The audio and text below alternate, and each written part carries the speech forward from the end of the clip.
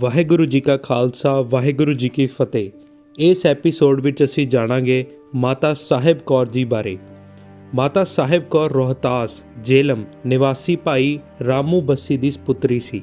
ਆਪ ਜੀ ਦਾ ਜਨਮ ਦਿਨ ਬੁੱਧਵਾਰ 18 ਕੱਤਕ ਸੰਮਤ 1738 ਬਿਕਰਮੀ ਨੂੰ ਅੰਮ੍ਰਿਤ ਵੇਲੇ ਮਾਤਾ ਜਸ ਦੇਵੀ ਦੀ ਪਵਿੱਤਰ ਕੁੱਖੋਂ ਹੋਇਆ।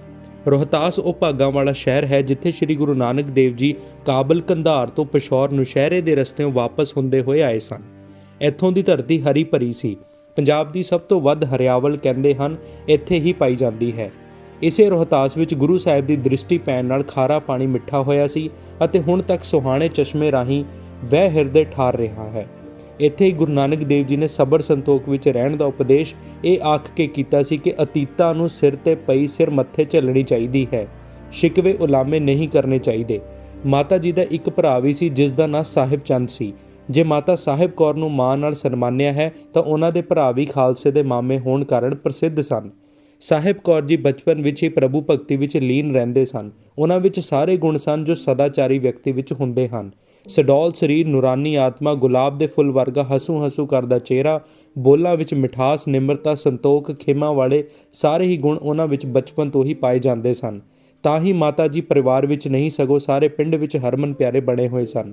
ਬਚਪਨ ਤੋਂ ਹੀ ਗੁਰੂ ਘਰ ਨਾਲ ਜੁੜੇ ਹੋਏ ਸਨ। ਜਦ ਸਾਹਿਬ ਦੇਵਾ ਜ਼ਰਾ ਕੁ ਵੱਡੀ ਹੋਈ, ਜਪਜੀ ਸਾਹਿਬ, ਰਹਿ ਰਾਸ, ਕੀਰਤਨ, ਸੋਹਿਲਾ, ਸ਼ਬਦ ਸਭ ਕੰਠ ਕਰ ਲਏ। ਸਾਰੀਆਂ ਸੰਗਤਾਂ ਉਹਨਾਂ ਦੇ ਮੁੱਖੋਂ ਪਾਠ ਸੁਣ ਨਿਹਾਲ ਹੁੰਦੀਆਂ ਤੇ ਲੋਕੀ ਚੁੰਬਕੀ ਸ਼ਕਤੀ ਵਾਂਗ ਉਹਨਾਂ ਮੁੱਖੋਂ ਸ਼ਬਦ ਸੁਣਨ ਲਈ ਖਿੱਚੇ ਚਲੇ ਆਉਂਦੇ ਸਨ। ਇਹਨਾਂ ਦੇ ਗੁਣਾਂ ਦੀ ਚਰਚਾ ਪਿੰਡ ਵਿੱਚ ਹੀ ਨਹੀਂ ਸਗੋਂ ਆਸ-ਪਾਸ ਦੇ ਪਿੰਡਾਂ ਵਿੱਚ ਵੀ ਹੋਣ ਲੱਗੀ।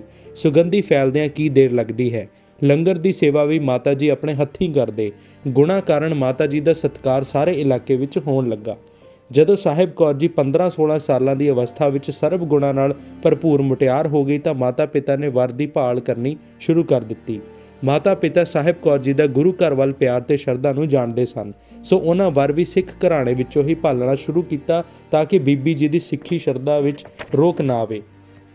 ਬੜੀ ਜਗ੍ਹਾ ਦੇਖਭਾਲ ਕਰਦਿਆਂ ਜਦ ਕਾਫੀ ਸਮਾਂ ਬੀਤ ਗਿਆ ਤਾਂ ਮਾਤਾ ਪਿਤਾ ਇਹ ਕਾਰਜ ਲੰਮਾ ਪੈ ਜਾਣ ਕਾਰਨ ਬੜੇ ਉਦਾਸ ਹੋਏ। ਕਈ ਵਾਰੀ ਕਲਗੀਧਰ ਅੱਗੇ ਅਰਦਾਸ ਵੀ ਕਰਦੇ ਬੀਬੀ ਦੇ ਰਿਸ਼ਤੇ ਦੀ ਕਿਤੇ ਵਿਧ ਬਣੇ, ਪਰ ਉਹ ਨਹੀਂ ਸਨ ਜਾਣਦੇ ਕਿ ਇਹ ਅਮੋਲ ਮੋਤੀ ਅਮੋਲ ਮਾਲਾ ਵਿੱਚ ਹੀ ਪਰੋਇਆ ਜਾਣਾ ਹੈ। ਬੀਬੀ ਸਾਹਿਬ ਦੇਵਾ ਨੇ ਵੀ ਰਿਸ਼ਤੇ ਬਾਰੇ ਮਾਤਾ ਪਿਤਾ ਨੂੰ ਸਲਾਹ ਕਰਦੇ ਸੁਣਿਆ ਤਾਂ ਉਹਨਾਂ ਆਪਣੇ ਪੁਰਾਣੇ ਜਨਮ ਦੇ ਸੰਜੋਗ ਬਾਰੇ ਦੱਸਿਆ ਤੇ ਕਿਹਾ ਉਹ ਕਿਸ ਤਰ੍ਹਾਂ ਗੁਰੂ ਗੋਬਿੰਦ ਸਿੰਘ ਜੀ ਨਾਲ ਬੱਧੀ ਹੋਈ ਹੈ। ਮਾਤਾ ਸਾਹਿਬ ਕੌਰ ਜੀ ਨੇ ਆਪਣੇ ਪਿਛਲੇ ਜਨਮ ਬਾਰੇ ਦੱਸਿਆ ਕਿ ਪਿਛਲੇ ਜਨਮ ਵਿੱਚ ਨੰਦੇੜ ਵਿੱਚ ਜਦੋਂ ਗੁਰੂ ਗੋਬਿੰਦ ਸਿੰਘ ਜੀ ਤਪ ਕਰਦੇ ਪਏ ਸਨ ਤਾਂ ਉਹਨਾਂ ਕੋਲ ਹੋਰ ਵੀ ਤਪੀ ਗਿਆਨੀ ਕਠਨ ਤਪ ਕਰਨ ਲੱਗੇ ਹੋਏ ਸਨ। ਉਹਨਾਂ ਵਿੱਚੋਂ ਇੱਕ ਮੈਂ ਵੀ ਸਾਂ। ਜਦ ਤਪ ਕਰਦਿਆਂ ਮੈਨੂੰ ਆਉਣ ਵਾਲੇ ਸਮੇਂ ਦਾ ਗਿਆਨ ਹੋ ਗਿਆ ਤਾਂ ਮੈਨੂੰ ਪਤਾ ਲੱਗਾ ਕਿ ਕਿਸ ਤਰ੍ਹਾਂ ਗੁਰੂ ਗੋਬਿੰਦ ਸਿੰਘ ਜੀ ਜਗਤ ਤੇ ਆ ਖਾਲਸਾ ਪੰਥ ਦੀ ਸਾਜਨਾ ਕਰਨਗੇ। ਮੈਂ ਤਦ ਗੁਰੂ ਚਰਨਾਂ ਅੱਗੇ ਬੇਨਤੀ ਕੀਤੀ ਕਿ ਮੈਂ ਇਹ ਸਮਾਂ ਆਪਣੀਆਂ ਅੱਖਾਂ ਨਾਲ ਦੇਖਣਾ ਚਾਹੁੰਦਾ ਹਾਂ ਅਤੇ ਚਿੱਤ ਕਰਦਾ ਹੈ ਕਿਸੇ ਰੂਪ ਵਿੱਚ ਆਪ ਦਾ ਹੱਥ ਵਟਾਵਾਂ। ਉਸ ਵਕਤ ਗੁਰੂ ਜੀ ਨੇ ਕਿਹਾ ਸੀ ਕਿ ਤੁਸੀਂ ਵੀ ਉਸ ਵਕਤ ਸਾਡੇ ਨਾਲ ਹੋਵੋਗੇ ਤੇ ਖਾਲਸੇ ਦੀ ਮਾਤਾ ਕਹਿਲਾਉਣ ਦਾ ਮਾਣ ਪ੍ਰਾਪਤ ਕਰੋਗੇ ਤੇ ਸਿੱਖ ਘਰ ਹੀ ਜਨਮ ਲਓਗੇ। ਇਸੇ ਤਰ੍ਹਾਂ ਉਸ ਮਹਾਂਪ੍ਰਭੂ ਦੇ ਵਾਕਾਂ ਅਨੁਸਾਰ ਹੁਣ ਮੈਂ ਉਸੇ ਚਰਨਾਂ ਵਿੱਚ ਅਰਦਾਸ ਕਰਦੀ ਹਾਂ, ਤਰਲੇ ਲੈਂਦੀ ਹਾਂ ਕਿ ਇਹ ਸਰੀਰ ਇਸ ਜਨਮ ਵਿੱਚ ਆਪ ਦੀ ਅਮਾਨਤ ਹੈ, ਆਪ ਹੀ ਸੰਭਾਲੋ। ਸਾਹਿਬ ਕੌਰ ਨੇ ਗੁਰੂ ਜੀ ਅੱਗੇ ਅਰਦਾਸ ਕਰਦੇ ਮਨ ਹੀ ਮਨ ਵਿੱਚ ਕਿਹਾ ਮੇਰੇ ਮਾਤਾ ਪਿਤਾ ਮੇਰਾ ਰਿਸ਼ਤਾ ਕਿਸੇ ਹੋਰ ਜਗ੍ਹਾ ਕਰਨ ਦਾ ਯਤਨ ਕਰਦੇ ਪਏ ਹਨ, ਕਿਤੇ ਧੀਰਜ ਹਿੱਲ ਨਾ ਜਾਵੇ। ਘਟ ਦੇ ਜਾਣਨ ਹਾਰ ਮੇਰੀ ਪੀੜਾ ਜਾਣੋ ਤੇ ਇਸ ਦੁਨਿਆਵੀ ਰਿਸ਼ਤੇ ਦਾ ਅੰਤਮ ਫੈਸਲਾ ਕਰੋ ਤਾਂ ਕਿ ਭਟਕਣਾ ਦੂਰ ਹੋਵੇ ਤੇ ਉਹ ਸੁਰਖਰੂ ਹੋਣ। ਸਾਹਿਬ ਦੇਵਾਂ ਨੂੰ ਇੰਜ ਮਹਿਸੂਸ ਹੋਇਆ ਕਿ ਕਲਗੀਧਰ ਆਪ ਦਰਸ਼ਨਾਂ ਲਈ ਅਨੰਦਪੁਰ ਸਾਹਿਬ ਬੁਲਾ ਰਹੇ ਹਨ। ਸਾਹਿਬ ਕੌਰ ਨੇ ਸਾਰਾ ਅਨੁਭਵ ਆਪਣੀ ਮਾਤਾ ਜੀ ਨੂੰ ਦੱਸਿਆ ਤਾਂ ਮਾਤਾ ਪਿਤਾ ਜਿਨ੍ਹਾਂ ਦਾ ਆਪਣੀ ਸਪੁੱਤਰੀ ਤੇ ਪਹਿਲਾਂ ਹੀ ਯਕੀਨ ਸੀ ਪ੍ਰਸੰਨ ਚਿੱਤਤਾ ਹੋਏ, ਪਰ ਗੁਰੂ ਜੀ ਦੇ ਉੱਚ ਅਪਾਰ ਮਰਤਬੇ ਨੂੰ ਮੁੱਖ ਰੱਖ ਕੇ ਸੋਚੀ ਵੀ ਪੈ ਗਏ ਕਿ ਸਾਡੇ ਗਰੀਬਾਂ ਦੀ ਲੜਕੀ ਦਾ ਰਿਸ਼ਤਾ ਗੁਰੂ ਜੀ ਕਿਵੇਂ ਕਬੂਲ ਕਰਨਗੇ। ਬੀਬੀ ਜੀ ਦੇ ਅਨੁਭਵ ਨੂੰ ਸਹੀ ਜਾਣ ਸਾਰੀ ਪੋਠੋਹਾਰ ਦੀ ਸੰਗਤ ਨੂੰ ਇਕੱਠਾ ਕੀਤਾ। ਸੰਗਤਾਂ ਗੁਰੂ ਰੂਪ ਹੀ ਹੁੰਦੀਆਂ ਹਨ। ਬੀਬੀ ਦੇ ਰਿਸ਼ਤੇ ਦਾ ਅਰਦਾਸ ਸੰਗਤਾਂ ਨੇ ਕਲਗੀਧਰ ਜੀ ਨਾਲ ਸੋਧ ਦਿੱਤਾ। ਪੋਠੋਹਾਰ ਦੀਆਂ ਸੰਗਤਾਂ ਆਪਣੇ ਇਲਾਕੇ ਦਾ ਰਿਸ਼ਤਾ ਗੁਰੂ ਘਰ ਨਾਲ ਜੋੜ ਕੇ ਗਦਗਦ ਹੋ ਗਈਆਂ। ਸਾਰੀਆਂ ਸੰਗਤਾਂ ਫਿਰ ਆਨੰਦਪੁਰ ਵੱਲ ਚੱਲ ਪਈਆਂ। ਭਾਈ ਰਾਮੂ ਜੀ ਗੁਰੂ ਦੇ ਦਰਬਾਰ ਪੁੱਜੇ ਤੇ ਗਲ ਵਿੱਚ ਪੱਲਾ ਪਾ ਹੱਥ ਬੰਨ ਬੜੀ ਸ਼ਰਧਾ ਨਾਲ ਹਜ਼ੂਰ ਅੱਗੇ ਬੇਨਤੀ ਕੀਤੀ ਕਿ ਪੋਠੋਹਾਰ ਦੀ ਸੰਗਤ ਨੇ ਇਹ ਅਰਦਾਸ ਕੀਤੀ ਹੈ ਕਿ ਮੈਂ ਆਪਣੀ ਸਪੁੱਤਰੀ ਸਾਹਿਬ ਦੇਵਾਂ ਦਾ ਡੋਲਾ ਆਪਣੇ ਪੂਜ ਦਸਮ ਗੁਰੂ ਦੇ ਚਰਨਾਂ ਤੇ ਭੇਟ ਕਰਾਂ। ਆਪ ਮਿਹਰ ਕਰ ਮੈਲੀ ਵਾਸਾ ਦਿਓ। ਦਸਮ ਪਿਤਾ ਨੇ ਕੋਈ ਉੱਤਰ ਨਾ ਦਿੱਤਾ। ਸੰਗਤਾਂ ਨੇ ਵੀ ਹੁਣ ਰਾਮੂ ਜੀ ਵਾਲੀ ਹੀ ਬੇਨਤੀ ਕੀਤੀ। ਚਾਹੇ ਗੁਰੂ ਜੀ ਪਿਛਲੀ ਅਗਲੀ ਸਭ ਗੱਲ ਜਾਣਦੇ ਸਨ, ਉਹਨਾਂ ਇਤਨਾ ਕਿਹਾ, ਸਾਧ ਸੰਗਤ ਗ੍ਰਸਥ ਜੀਵਨ ਦੀ ਮਰਿਆਦਾ ਪੂਰਨ ਕਰ ਚੁੱਕੇ ਹਾਂ, ਹੁਣ ਇਹ ਅਸੰਭਵ ਜਿਹੀ ਬਾਤ ਹੈ। ਇਤਨਾ ਸੁਣਨਾ ਸੀ ਤਾਂ ਰਾਮੂ ਜੀ ਨੇ ਕਿਹਾ ਕਿ ਸੰਗਤਾਂ ਸਾਹਿਬ ਕੌਰ ਨੂੰ ਮਾਤਾ ਕਹਿ ਕੇ ਪੁਕਾਰਦੀਆਂ ਹਨ, ਹੁਣ ਲਾਜ ਤੁਹਾਡੇ ਹੱਥ ਹੈ। ਕਲਗੀਆਂ ਵਾਲੇ ਨੇ ਫਰਮਾਇਆ, ਸਾਹਿਬ ਕੌਰ ਕੋਲੋਂ ਪੁੱਛ ਲਵੋ, ਜੇ ਕੁਆਰਾ ਡੋਲਾ ਰਹਿ ਸਕਦੀ ਹੈ ਤਾਂ ਮਹਿਲਾਂ ਵਿੱਚ ਵਾਸਾ ਹੋ ਸਕਦਾ ਹੈ। ਇਹ ਸੁਣਦੇ ਸਾਰ ਸਾਹਿਬ ਕੌਰ ਨੇ ਸਿਰ ਝੁਕਾਇਆ। ਆਨੰਦ ਕਾਰਜ ਦੀ ਮਰਿਆਦਾ ਬਾਬਾ ਬੁੱਢਾ ਜੀ ਅੰਸ਼ ਦੇ ਭਾਈ ਰਾਮ ਕੁਇਰ ਨੇ ਨਿਭਾਈ। ਮਾਤਾ ਗੁਜਰੀ ਜੀ ਨੇ ਬੜਾ ਸਨੇਹ ਕੀਤਾ। ਗੁਰੂ ਗੋਬਿੰਦ ਸਿੰਘ ਜੀ ਸੰਮਤ 1756 ਦੀ ਵਿਸਾਖੀ ਨੂੰ ਖੰਡੇ ਦਾ ਅੰਮ੍ਰਿਤ ਛਕਾਉਣ ਦੀ ਮਰਿਆਦਾ ਕਾਇਮ ਕੀਤੀ। ਉਸ ਦਿਨ ਜਿੱਥੇ ਕਿਤਨੇ ਹੋਰ ਹੁਕਮ ਕੀਤੇ, ਉੱਥੇ ਮਾਤਾ ਸਾਹਿਬ ਕੌਰ ਦੀ ਗੋਦ ਖਾਲਸੇ ਨੂੰ ਪਾਇਆ ਤੇ ਖਾਲਸੇ ਦੀ ਮਾਂ ਹੋਣ ਦਾ ਐਲਾਨ ਕੀਤਾ ਅਤੇ ਨਾਲ ਹੀ ਸਾਹਿਬ ਕੌਰ ਨੂੰ ਕਿਹਾ, ਤੁਸੀਂ ਰੋਜ਼ ਆਖਦੇ ਸੀ ਮੇਰੀ ਗੋਦ ਕਦ ਹਰੀ ਹੋਵੇਗੀ। ਮਾਤਾ ਸਾਹਿਬ ਕੌਰ ਜੀ ਨੇ ਗੁਰੂ ਕੇ ਮਹਿਲ ਆ ਕੇ ਆਪਣਾ ਨਿੱਤ ਕਰਮ ਉਸੇ ਤਰ੍ਹਾਂ ਹੀ ਰੱਖਿਆ।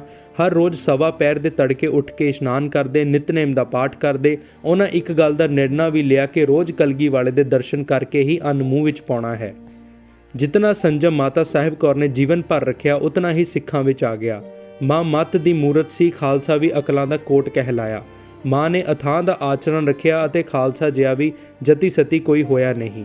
ਕਾਜ਼ੀ ਨੂਰਦੀਨ ਵਰਗਿਆਂ ਲਿਖਿਆ ਕਿ ਸਿੱਖਾਂ ਵਿੱਚ ਵਿਵਚਾਰ ਵਾਲੀ ਕੋਈ ਚੀਜ਼ ਨਹੀਂ। ਦੁਸ਼ਮਣ ਦੀ ਮਾਂ ਬੇਟੀ ਨੂੰ ਵੀ ਆਪਣੀ ਮਾਂ ਬੇਟੀ ਸਮਝਦੇ ਹਨ।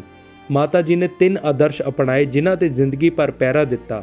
3 ਆਦਰਸ਼ ਸਨ, ਸਦਾ ਸਿਮਰਨ ਕਰਦੇ ਰਹਿਣਾ, ਦਸ਼ਮੇਸ਼ ਪਿਤਾ ਦਾ ਦਰਸ਼ਨ ਕਰ ਨਿਹਾਲ ਰਹਿਣਾ, ਖਾਲਸੇ ਪੁੱਤ ਦੀ ਦਾਤ ਨੂੰ ਵੱਧਦਾ ਫੁੱਲਦਾ ਦੇਖ ਕੇ ਸੰਤੁਸ਼ਟ ਹੋਣਾ।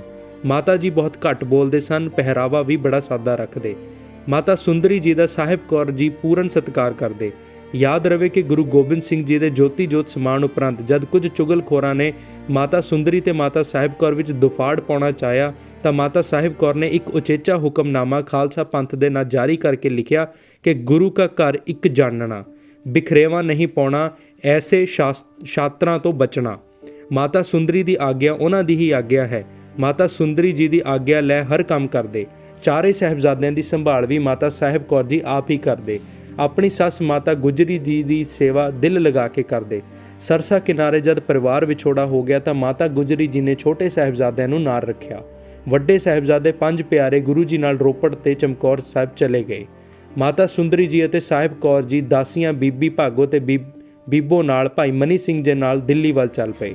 ਪਹਿਲਾਂ ਹਰਿਦੁਆਰ ਤੇ ਫਿਰ ਦਿੱਲੀ ਆ ਟਿਕਾਣਾ ਕੀਤਾ। ਉੱਥੋਂ ਹੀ ਕਲਗੀਆਂ ਵਾਲੇ ਦਾ ਦਮਦਮਾ ਸਾਹਿਬ ਆਉਣਾ ਸੁਣ ਦਮਦਮਾ ਸਾਹਿਬ ਆਏ।